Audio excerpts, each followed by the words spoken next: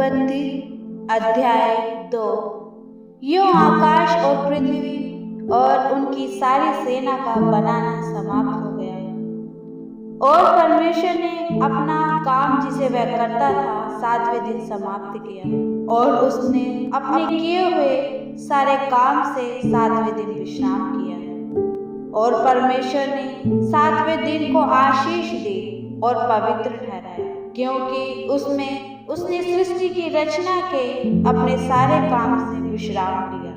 आकाश और पृथ्वी की उत्पत्ति का वृत्तांत यह है कि जब वे उत्पन्न हुए, अर्थात जिस दिन यहोवा परमेश्वर ने पृथ्वी और आकाश को बनाया, तब मैदान का कोई पौधा भूमि पर न था, और न मैदान का कोई छोटा पेड़ उगा था, क्योंकि यहोवा परमेश्वर ने पृथ्वी पर जल नहीं बरसाया था, और भूमि पर खेती करने के लिए मनुष्य भी नहीं था।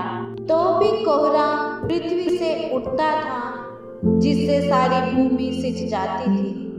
तब यहोवा परमेश्वर आदम को भूमि की मिट्टी से रचा और उसके नथनों में जीवन का श्वास फूंक दिया, और आदम जीवित प्राणी बन गया। और यहोवा परमेश्वर ने पूर्व की ओर अदन में एक वाटिका लगाई, और वहां आदम को जिसे उसने रचा था रख दिया। और यहोवा परमेश्वर ने भूमि से सब भांति के वृक्ष जो देखने में मनोहर और जिनके फल खाने में अच्छे हैं उगाए, और वाटिका के बीच में जीवन के वृक्ष को और भले या बुरे के ज्ञान के वृक्ष को भी लगाया।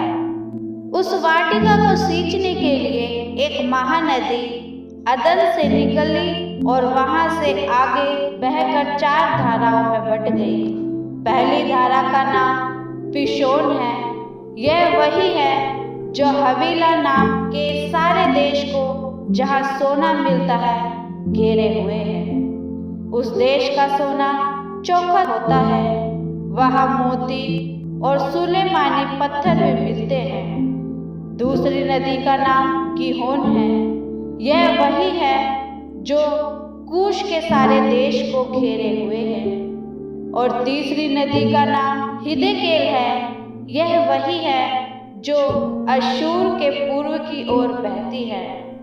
और चौथी नदी का नाम फरात है।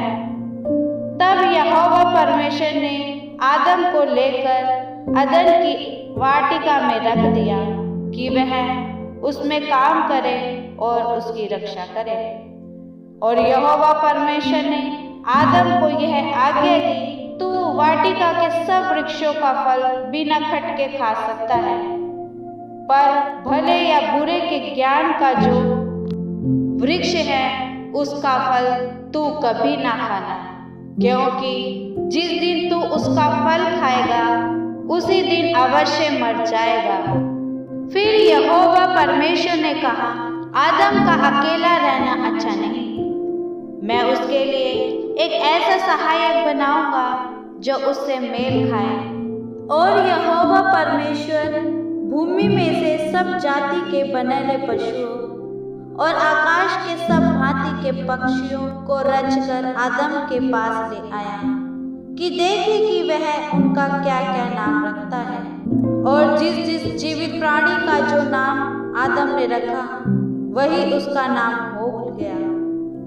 अतः आदम ने सब जाति के घरेलू पशुओं और आकाश के पक्षियों और सब जाति के बनेले पशुओं के नाम रखे, परंतु आदम के लिए कोई ऐसा सहायक ना मिला जो उससे मेल खा सके।